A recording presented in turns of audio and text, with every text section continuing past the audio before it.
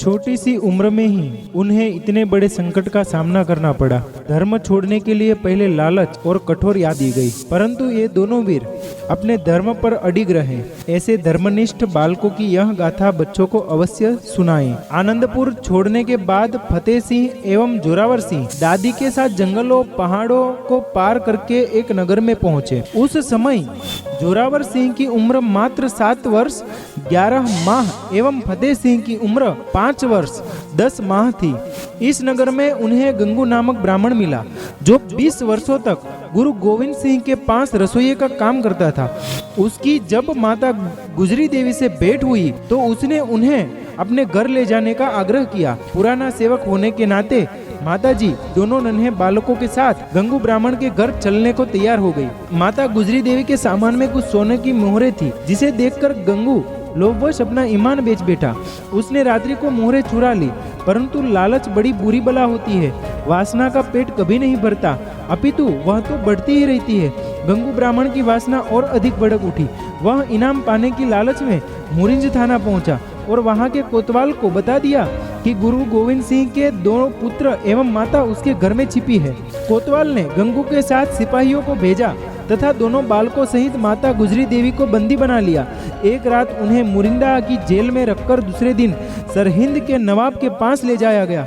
इस बीच माता गुजरी देवी दोनों बालकों को उनके दादा गुरु तेग बहादुर एवं पिता गुरु गोविंद सिंह की वीरतापूर्ण कथाएं सुनाती रहीं। सरहिंद पहुंचने पर उन्हें किले के एक हवादार बुर्ज में भूखा प्यासा रखा गया। माता गुजरी देवी उन्हें रात भर वीरता एवं अपने धर्म में अडिग रहने के लिए प्रेरित करती रहीं। वे जानती थी कि मुगल सर्वप्रथम बच्चों से धर्म परिवर्तन करने के लिए कहेंगे। दोनों बालकों ने अपनी दादी को भरोसा दिया कि वे अपने पिता एवं कुल की शान पर दाग नहीं लगने देंगे तथा अपने धर्म में अडिग रहेंगे। सुबह सैनिक बच्चों को लेने पहुंच गए। दोनों बालकों ने दादी के शरण स्पर्श किए एवं सफलता का आशीर्वाद लेकर चले गए। दोनों बालक नवाब वजीर खान के सामने पहुंचे तथा सिंह की तरह गर्जना करते हुए बोले, वाहे गुरु जी का खालसा, वाहे गुरु जी की फतेह। चारों ओर से शत्रुओं से घिरे होने पर भी इन नन्हे शेरों की निर्भीकता को देखकर सभी दरबारी दांतों तले उंगली दबाने लगे। शरीर पर केसरी वस्त्र एवं पागड़ी तथा कृपाल धारण किए इन नन्हे योद्धाओं को देखकर एक बार तो नवाब का भी हृदय पिघल गया। उसने बच्चों से कहा, इंशाअल्लाह तुम बड़े सुंदर दिखाई दे रहे हो, तुम्हें सजा देने की इच्छा नहीं होती। बच्चों, हम तुम्हें नवाबों के बच्चों की तरह रखना चाहते हैं। एक छोटी सी शर्त है कि तुम अपना धर्म छोड़कर मुसलमान बन जाओ। नवाब ने लालच एवं प्रलोभन देकर अपना पहला पासा फेंका। वह समझता था कि इन बच्चों को मनाना ज्यादा कठिन नहीं है, परंतु वह यह भूल बैठा था कि भले ही वे बालक है, परंतु कोई साधारण नहीं अपितु गुरु गोविंद सिंह के सपूत है। वह भूल बैठा था कि इनकी रगों में उस वीर महापुरुष का रक्त दौड़ रहा है जिसने अपना समस्त जीवन धर्म की रक्षा में लगा दिया था। नवाब की बात सुनकर दोनों भाई निर्भीकता पूर्वक बोले, हमें अपना धर्म प्राणों से भी प्यारा है।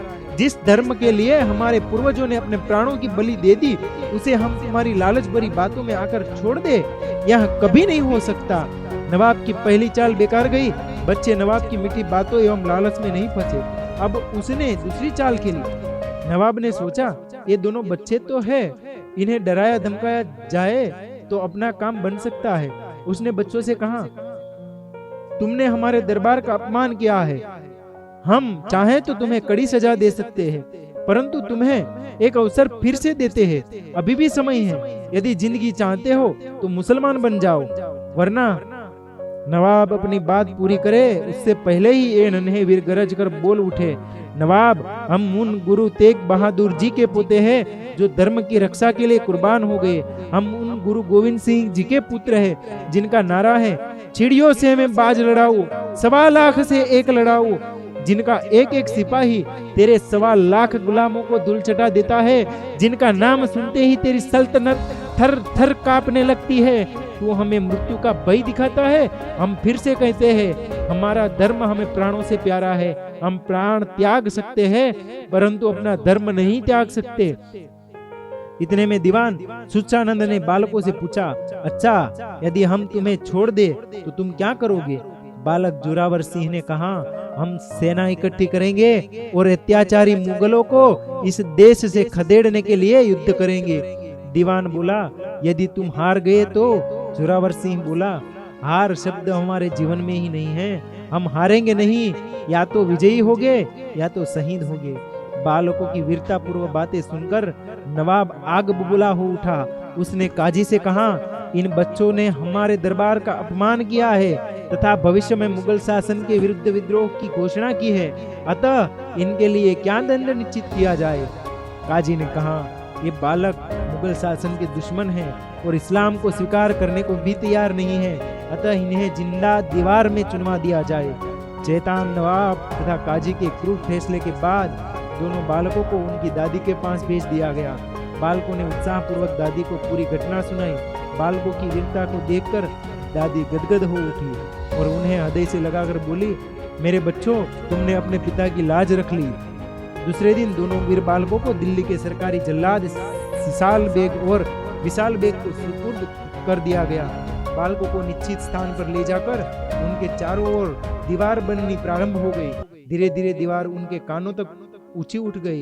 इतने में बड़े भाई जोरावर सिंह ने अंतिम बार अपने छोटे भाई फतेह सिंह की ओर देखा और उसकी आंखों से आंसू छलक उठे। जोरावर सिंह की इस अवस्था को देखकर वहां खड़ा काजी बड़ा प्रसन्न हुआ। उसने समझा कि ये बच्चे मृत्यु को सामने देखकर डर गए हैं। उसने अच्छा मौका देखकर जोरावर सिंह से कहा, बच्चों, अभी भी समय है, यदि तुम मुसलमान बन जाओ तो तुम्हारी सजा माफ कर दी जाएगी।